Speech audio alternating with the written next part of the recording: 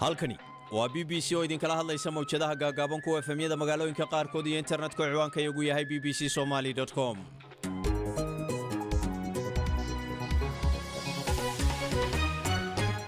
arooryo suuban idilkiin baa khiyaartana dhegaysatay waa jimce 15 May saacadda Afrikada Barina haatan waxay tilmaamaysaa 7 Gowa. idaacaddan subaxnimana waxaan idinku haynaa wararkii u dambeeyay fayraska corona. shacab duraya sharciga gaadiid qaad lagu soo qabtay booliska Somaliland kula wareegay. hay'adda caafimaadka adduunka oo ka dayrinaysa culayska maskaxeeda fayraska corona dadka ku keeni karo. iyo dhibaatan baa xad laha ka dhacday meesha boobitaan dukaamadii soo yaaceen wixii labay qaateen dubeen dhibaatada fara badan waxay soo gaartay waxa waa Soomaalida iyo Etoobiyaanka. waa Soomaali ganacsata oo ka mid ah dad ajaanib oo lagu boobay ganacsigoodii Koonfur Afrika. soo saaraha barnaamijku waa Ciise Xaji Cabdillah oo Axmed Nagaashin oo nila socodsiinaya Ramadaan Kariim saaxiibayaal.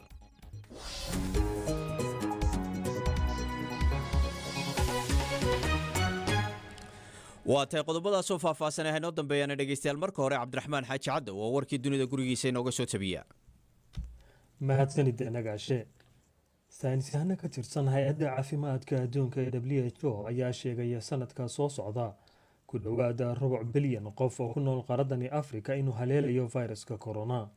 saynisyahanadu waxay intaasi ku dareen inay qaaradda Afrika cudurka ugu dhimanayaan ilaa iyo 190,000 qof.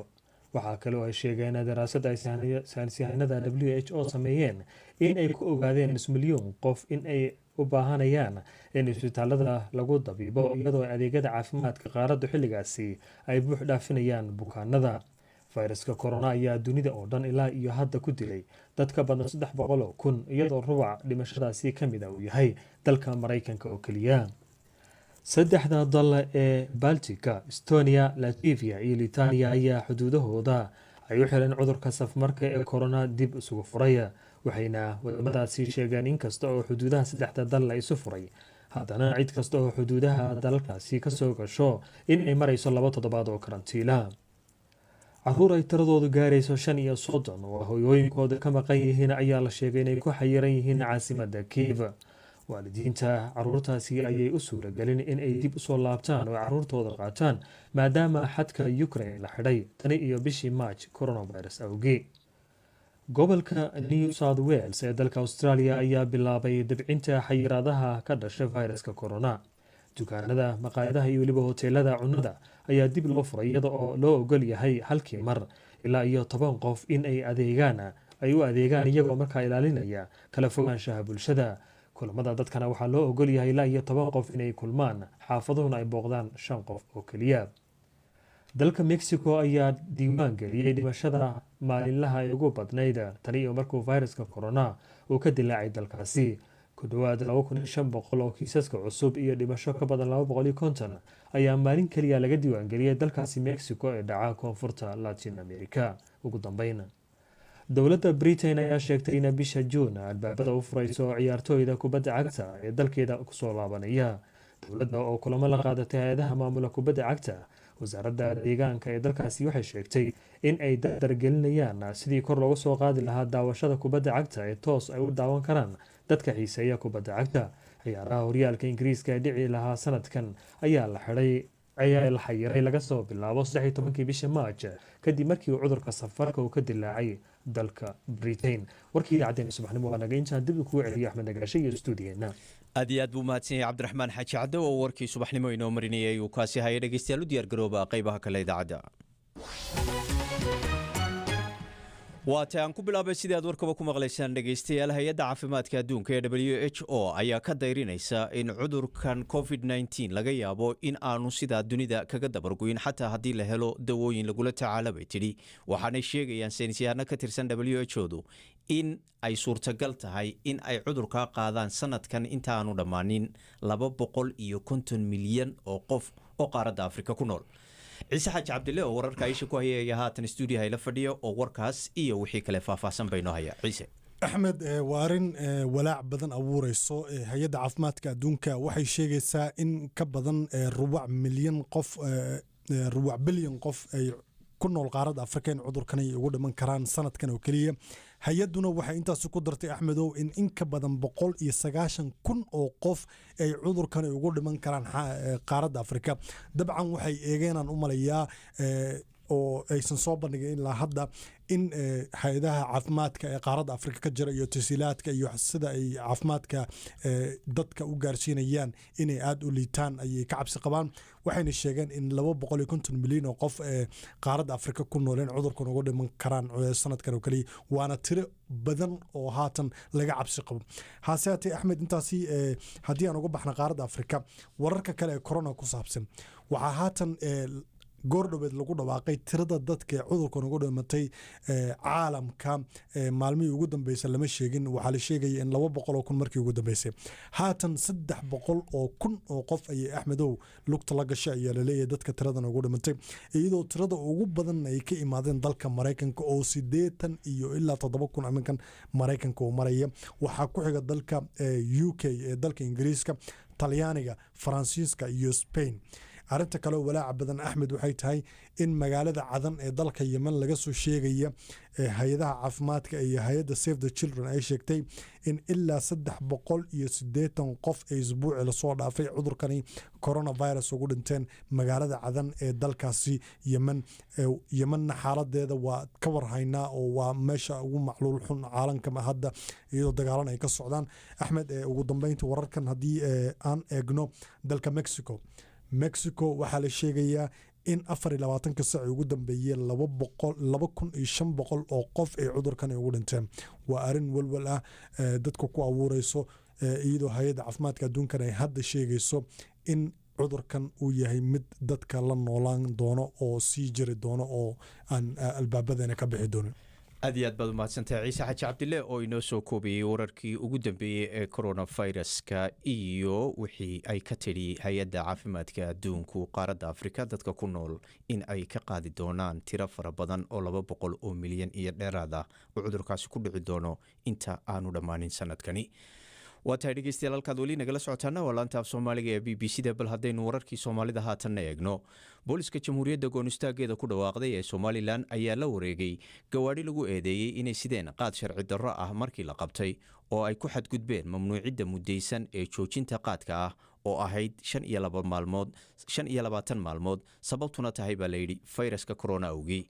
dowladda ayaa la wareegtay baabuurta lasoo qabtay oo ku buufisay midabka baabuurta bilayska oo sidaa kula ugu wareejisay ciidanka booliska. waxaase dadkii baabuurta lagala wareegay ay su-aal geliyeen sharciga loo maray ee loo cuskaday in lagula wareego gaadiidkaasi. ilaa haatanna cabasho ayay qabaan oo weli dacwado ayay la taagan yihiin maxkamadaha. khadar xaaji cabdilaahi ayaa warbixintan Hargeysa nooga soo diray. inkasta oo ay badankoodu racfaan ka qaateen xukunka ay maxkamaddu lahaanshaha baabuurtooda kaga wareejisay, haddana looma joojin ee waa la dhalan rogay gaadiidkii. ciidanka booliska ayaa midabka ka bedelay kuna buufiyey midabka buluuga ah ee iyaga u gaarka ah. oday xuseen cabdilaahi ayaa waxa aan kula kulmay maxkamadda isagoo oo sita faylka dacwadiisa, wuxuuna ii sheegay inuu subax walba halkan ku soo kalaho isagoo oo ka quusan la gaadhi booyada oo uu dhowaan iibsaday, waxaantiyana uu intaas lahaa. gaadhigaasi isaga oo ka yimi meeshaa la yidhaahdo aw barkhadle ka soo dhaamiyey oo soo socday 3 nin yihiin baa la qabtay. qaad qaylaada bay siteen, gaadhiguna wuu biyeysnaa. run ahaan markay dabeeto halkaa marayee la qabtay gaadhigii, markay katiinada lab intay joojiyeen yar baadhbaadheen ay qaylaad ku arkeen, inamadii baa katiinad la boobeen. kii gaadhiga waday dabeed wuu baqday inan yar baa tow buu yidhi. labadii inanay kalea lagu soo kaxeeyey, labadii inanay kale waa la sii daayey. gaadhigii cid lagu eedeeyey ma jirto, waa la xidhay, waa la xukumay baa laygu yidhi. waanan daydeeyey ilaa maalinkaa maantaa baan ogaaday. adigan ogdee waxa dhacay oo wakhtiga waatan la yidhaha soo bixina, kaasaanu bariiska iyo masaariifta iyo umuuraha ku soo saarin. 24 qof oo waxaan anugu dhalay iyo waxay dhaleenba gaadhigaasaan ugu shaqaynayn. xataa 2 baloodhoon deganaa baan mid iibiyey oon booyadda u siiyey, kii kalena aanu deganin. dowladda ayaa mamnuucday in qaadka la keeno muddo 25 cisho ah si loo xakameeyo faafidda cudurka COVID-19, laakiin muddadaas waxaa ka harsanba dhowr maalmood. intaas kadibna qaadka keenistiisu way bannaan tahay. dad badan ayaa u qaadan la in gaadiidka lagula wareego sababta ah waxa aad sideen qaad maalmo kadib la fasaxi doono keenistiisa. magacayga marka hore waa Mubarak Cabdi Cabdilaahi, gawaadhada la buufiyo wallahi doorta weli gaarigayga maalintii la qabtay sidii loo jiitay ugu dambeysay waxa uga daba kama hayo mana arag laakiin dadka baabuurta laga buufiyey iyo anagu isku mid baan taacid baan wada haystaa waayo hantidii dadka iyo dadkii la xukumay isma wada raaci karaan laba kaliya aabahay xanuunsanaya markii horeba gaariga loo iibiyey oo 18 sannadood dhaliyaal ahaa ayaa lagu qadqaadi jiray marka xaalad serious noqoto lagu qaadiyay xaafadana masaariifta yar ugu soo saarayay inaan walaalnaa waday oo dhaweeyaha kaga shaqeynayay asaha isagoo dhaweeyaha kaga shaqeynaya oo masallaa qofkii ayuunba qaad yar loo soo fuulay lagu qabtay waxaa sidoo kale xidhan dad badan oo wadayaal baabuurta ka ahaa oo 3 sano iyo badh xadhiga ay u dheer tahay ganaax lacageed oo dhan 3 milyan oo shilinka Soomaaliland ah garyaqaanada ayaa sidoo kale arrintan aad uga horimi waxayna ku doodayaan inaanu jirin qodob sharciya oo gaadiidka lagala wareegay loo adeegsaday maxamed maxamuud waa gudoomiyaha garyaqaanada Soomaaliland arrinta maalmaha laga cabanayay qaadka hantida lagula wareegay lagu xukumay waa arrin sharci darro ah loomana marin nidaam sharci sababtoo ah xeerkan lagu xukumay waa xeer customiska iyo qodob binal code 505 xeer customisku maaha qaadkan maanta la leeyahay lagula wareegayo wuxuu u yaqaanay xalaal oo waa kii shalayba lagu cashuurayay 2016 baa xeerka la dejiyay daraadiya tii ka horeysay waa lagu cashuurayay xalaal buu yaqaanay qaadka xeer cusub oo lagu xaaraantinimeeyay oo ka soo baxay ama xaalad emergency dalka la geliyay oo nidaamkii dastuurka loo maray oo baarlamaanka laga ansixiyo oo lagu qabsadayna ma jiro waxa la fulinaya waa go'aanka gudida ay soo saartay gudida coronavirus go'aanka gudida coronavirus soo saartayna ma aha go'aan sharciya oo miisaan sharci leh oo maxkamado lagu xukumi karo amarkooda maxkamada ay ku xukumi karaan baahanti lagu wari karo ma dhammaan xeerarka daraagiska la xiriira waxa ka mid ah xeer number 21 oo xeerka khamriga iyo xashada iyo waxa lagu qaadaa xataa kaasi gaadhi lama wareegayo wuxuu qaadaya 5% ayaa la ay gaadhi xashuriya xeer ilaalinta dambiyada ku soo oogtay dadka iyo baabuurtooda ayaanu xafiiska ugu tagnay si aanu wax uga weydiino sharciga ay u adeegsadeen jawaabsan namaysin khadar xaaji cabdilaahi BBC Hargeysa BBC waxaad ka heli kartaa wararkii ugu dambeeyay ee Soomaaliya iyo caalamka oo dhan maalin walba waatahay koonfur afrika ayaa wararka ka imanaya waxay tibaaxayaan in ganacsato ajaaniba oo dukaamo ku lahaa meel 130 kilomitir u jirta magaalada Johannesburg la boobay hantidoodii qaarkoodna dhaawacyo ay gaadheen ganacsatada la boobay waxaa ku jiray kuwa Soomaaliya oo sheegay in khasaare badani gaadhay Cabdilaahi Xasan Xuseen oo ka mid ah ganacsatadaas oo khadka telefoonka kula xidhiidhay ayaan weydiiyay bal haddaynu uga warramo sida ay wax u dhaceen magaaladan degannahay anaga hadda waxay ka tirsan tahay Cape Town ka tirsan tahay Western Cape marka 130 kilomitir u jirtaa marka meeshaas buu dhib ka dhacay bal hadda siday wax u dhaceen faahfaahin dheeraad naga sii haddaan ku faahfaahiyo walaalow dhibaatan baaxad laha ka dhacday meesha boobitaan iyo aduulaha ku soo mudidin dukaamadii ku soo yaaceen wixii labay qaateen gubeen marka Soomaaliya iyo Itoobiya isugu jirtaa meesha kuba malaawiyaan oo aday waxay roog laga qaatay laakiin dhibaatada farabadan waxay soo gaartay waxa waa Soomaalida iyo Itoobiyaanka wax khasaare oo dadka gaadhay hantida mooyaane ma jira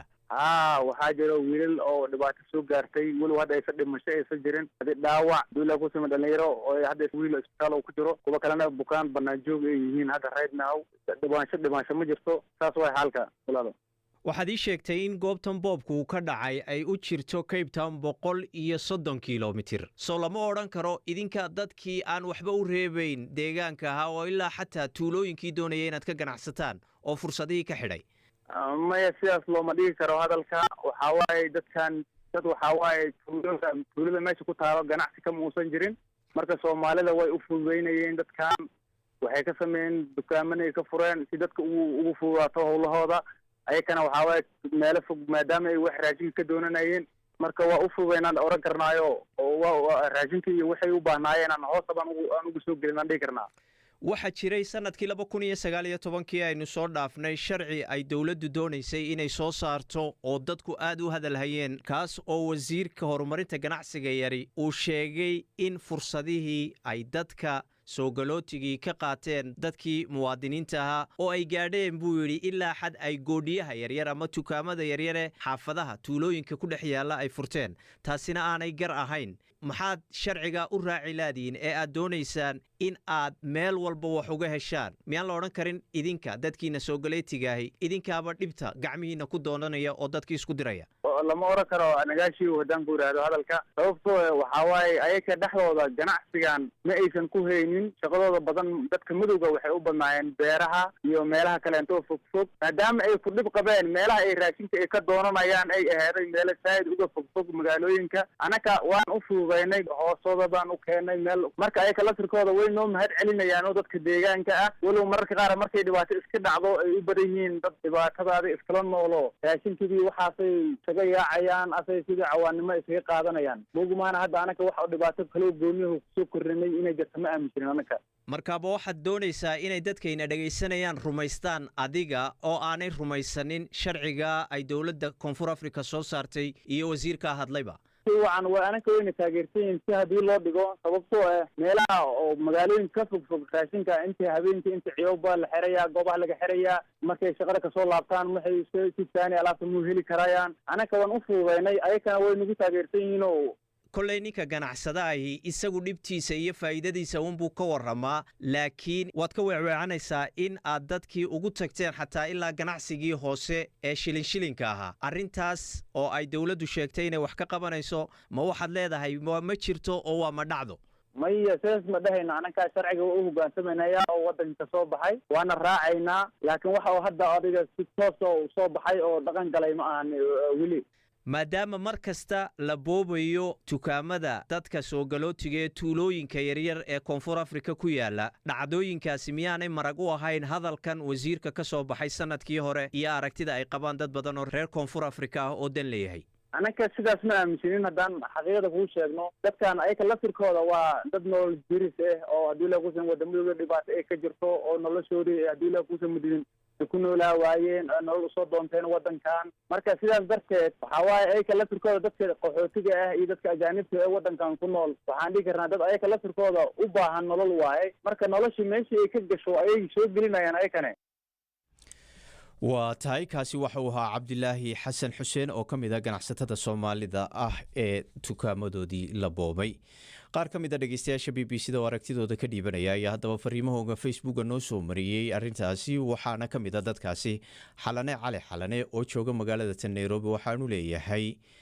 dhibaatada lagu hayo soomaalida south africa waxaa isugu darsamay korona iyo dhaca allaha ka badbaadiyo waa masiibo nin wixiisii la dhacayo marka hadda ganacsatada reer halkaas ku nooli ay cidna uma maqno ceelna uma qodno ayuu yidhi ugaas maxamed mahad bulaale oo isna jooga aan soo sheegin halka uu joogo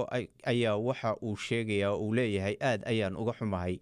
soomaalida lagu boobay dalka south africa runtii arrimahani waxay ka mid yihiin masiibooyinka ugu waaweyn oo mar waliba kusoo noqnoqda soomaalida ku nool dalka south africa waxaan leeyahay soomaalida xoolahooda lagu boobayo sidaa sharci darrada ah ilaahay booskoodii ha idiin soo buuxiyo kuwa ka badanna ha idiin soo geliyo waxaan joogaa buu yidhi xagga dambe kaga soo qoray magaalada afmadow waayahay qaar ka mid ah dhegeystayaasha b b c da ayay kuwaasi ahaayeen oo fariimahooga ka dhiibanayay dhaca loo geystay dadka soo galootiga ah ee dalka koonfur afrika waa tahay bal haatanna aynu mar kale ku noqonno wararkii soomaalida ee sanad walba maanta oo kale 15 May waxaa Soomaaliya laga xusaa maalinta dhalinyarada Soomaaliya waxaana loo asteeyay maalintan in lagu xasuusto doorkii dhalinyarada Soomaaliya ku lahaayeen halgankii xorrimadoonka waxaa maalintan sanadkii 1943 goboladii Talyaanigu gumaysan jiray ee Soomaaliya laga aasaasay urur dhalinyaro oo la oran jiray Somali Youth Club markii dambena xisbi siyaasi isku rogay oo noqday SYL Bashiir Axmed Cismaan oo ku magac dheer kacaan oo taariikhda ururiye ayaa Cabdirasaaq Xaaji Catoos uga warramay taariikhda dhalinyarada iyo doorkooda weeye inaan idhaahdo marka hore ummadda Soomaaliyeed hambalyo 77 guurada ka soo wareegtay aasaaskii ururkii dhalinyarada Soomaaliyeed marka ururka dhalinyarada Soomaaliyeed waxaa la aasaasay 1943 dhalinyaro ayaa aasaasay waxaa la aasaasana markaas waxay ahayd naadigii dhalinyarada Soomaaliyeed ama Somali Youth Club SYC kadib ayaa markii la gaaray mataqaanaa 47 ayaa yaasiin waxa uu codsaday in loo keeno Cabdullaahi Ciise Maxamuud si hawshaas loo wado shuruudna uu ka dhigay maadaama xisbiga la doonayay in loo bedelo xisbi siyaasi oo uu ka baxo naadigii sidaas ayaa maaragtay Cabdullaahi Ciise waxaa loogu diray nin la oran jiray axmed aloore kasoo waday meesha la yidhaahdo hiiraan ama beledweyne asaga ayaa keenay halkan marka yaasiin wuxuuba sii noolaa muddo 3 bilooda yaasiin markuu dhintana cabdullaahi ayaa la wareegay sanad guuradii afaraad waxaana lagu dhawaaqay SYL in loo bedelay oo siyaasi laga dhigay laga baxay naadigii marka dhalinyaray ahaayeen qiyaastii da'da marka dhalinyaro la yiraahdo maxaa lagu qiyaasi karaa da'day u dhaxaysa dhalinyaro dhalinyaradii berigaas da'doodu waxa ay u dhaxaysay 25 sano ilaa iyo 15 sano ayay u dhaxaysay waa gartay qaarkood oo ilaa 30 ku dhawaa waa jira sida yaasiin iyo saqaawdiin bashiir wax badan baad ka qortay dhalinyarada markii la yiraahdo taariikhda Soomaalida berigaas dhalinyaro hatta aqoontooda isku hooseysay wax badan oo maanta caalamka jira aan berigaas uusan jirin maxaad ku tilmaami lahayd waayahaas waxaan ku tilmaamayaa adduunka sida taariikhduna baraysa ma jirto ummad horumar dhaqan dhaqaale iyo mid bulsho gaartay oo ay dhalinyaradeedu ka fadhiyaan horumarka ummadi gaartay waxay ku xiran tahay isbeddelka dhaqan dhaqaale sida u fakaraan dhalinyaradooda wax u qabtaan ugu heelan yihiin horumarinta dalkooda iyo dadkooda una sugaan ugana qayb qaataan sugidda amniga dhalinyaradii berigaas Soomaaliyeed ee jirta waxay haysteen waxa wax ugu fiican oo shahaado ka fiican oo wax la barta ka fiican taasoo ahayd niyad sami walaalnimo Soomaalinimo qabyaalad la'aan taas ayay haysteen taas waa diblom kasta waxaa ka sarreeya maanta haysato ninka nadiifka ah oo qabyaalada aan lahayn oo wadankiisa iyo dalkiisa iyo dadkiisa u damqanaya dhaqankiisa iyo diintiisana ilaashanaya doonayana inuu wax gaaro waxa uu gaarayana saqiim u ah oo u niyadsan oo isagoo niyad hufan leh hawsha qabanaya laakiin nin kasta oo shahaadooyin waaweyn wata oo niyad xun oo dabadhilif ah oo isticmaar u shaqeeya faa'iido male waa gartay aanu imaano dhalinyarada hadda joogta maxaan ku sheegi karnaa ama ku tilmaami karnaa dhalinyarada Soomaaliyeed iyo waaqiciga hadda haysto horta dhalinyarada Soomaaliyeed heerar kala duwan ayay soo mareen markaas waa markay halgamayeen marna waa markii xorriyadu dhalatay oo la lahaa dhalinyaradii maanta ayaa tihiin iyo madaxdii berito hadda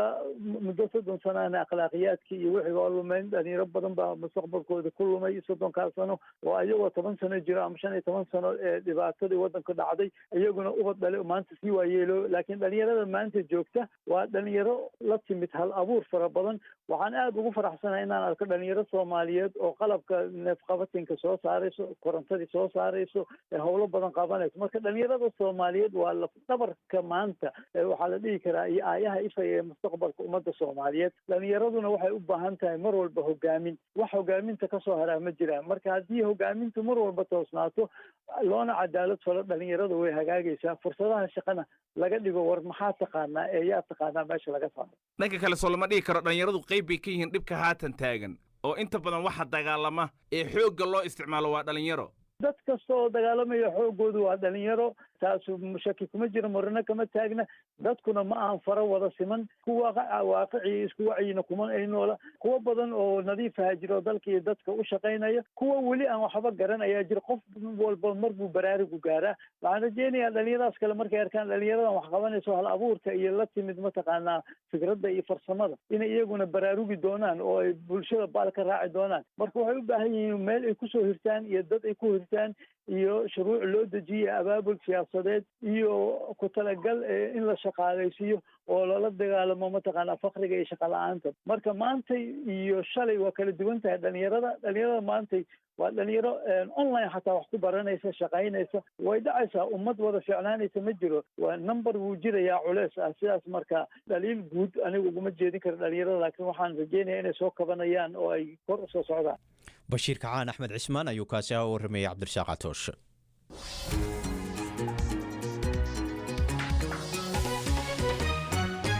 waa tahay hay-adda caafimaadka adduunka ee WHO ayaa ka dardaar warinaysa culayska uu maanka dadka ku hayo fayraska corona inuu keeni karo in cudurka dhimarka ku dhaca gaadhaan heer aan hore dunida u soo marin haddii tirada dadka uu fayrasku ku dhacayaa sida ay ku socoto usii korodho maadaama oo wadamadu ay isku dayayaan inay fiditaanka cudurka kaga hortagaan inay bando ku soo rogaan oo ay taasina xayiraysa dhaqaalaha dalalkaas ayaa waxay arrintaasi keentay culays nafsaani ah oo ku habsaday malaayiinta qof ee shaqala'aantu ku dhacday Charles Bogo ayaa warbixintan ka soo diray cabdiraxmaan nibil ayaa inoo haya waxaan dhex lugaynayaa goob aflaamta lagu daawado oo ku taala Lagos kumanaandada ayaa isugu iman jiray oo filim daawashadu u ahayd waddo ay kaga baxsadaan buuqa nolosha iyo sawaxanka magaalada marka aad eegto mashiinadii samayn jiray saroolka lagu daawado filimaanta way haawanayaan kuraastii tiyaatarkuna way bannaan yihiin waana sawir fiican oo tilmaamaya sida noloshii isu beddeshay malaayiin ayaa bandowga iyo nolosha la kala xidhay saamayn ku yeelan doontaa caafimaadkoodii maskaxda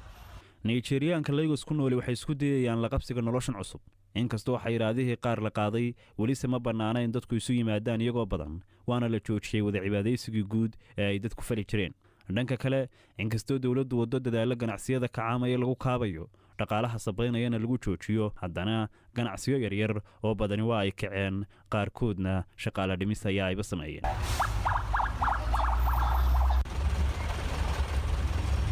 waxaan dhankan taleefanka kala hadlay soddon jirkan lagu magacaabo Olelekan Ambola wuxuu lumiyey shaqadiisii tigidh iibinta tiyaatarka aflaamta bishiina dhaaftay wuxuuna ii sheegay inuu ka welwelsan yahay qarashka ku baxaya iyo waxa soo geli karaa sida ay isu waafaqayaan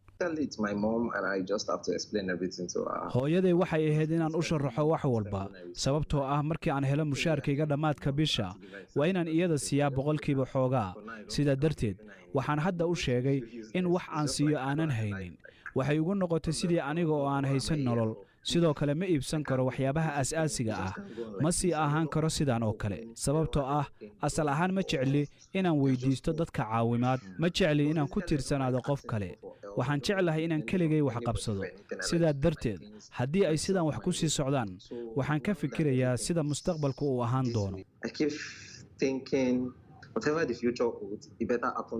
qaramada midoobay ayaa ku qiyaasaysa in ku dhowaad kala bar shaqooyinka Afrika oo dhan ay lumi doonaan inta lagu guda jiro aafada faafaysa ee corona arrintaas oo dhanka kalena culays saaraysa caafimaadka maskaxda ee gobolka oo dhan sababina karta inay bataan dadka qaba jirradani laakiin tani ma aha markii u horreysay ee gobolka ay soo food saaraan cudurro noocan oo kale ah